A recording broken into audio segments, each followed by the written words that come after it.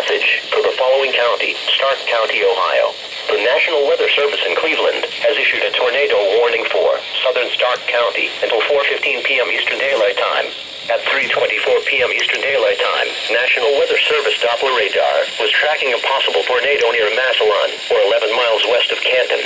Doppler radar showed this tornado moving east at 25 miles per hour. Locations impacted include Canton, Massillon, Invar, East Sparta, Louisville, Waynesburg, Perry Heights, Hilton Dales, Myers Lake, East Canton, Robertsville, and New Franklin.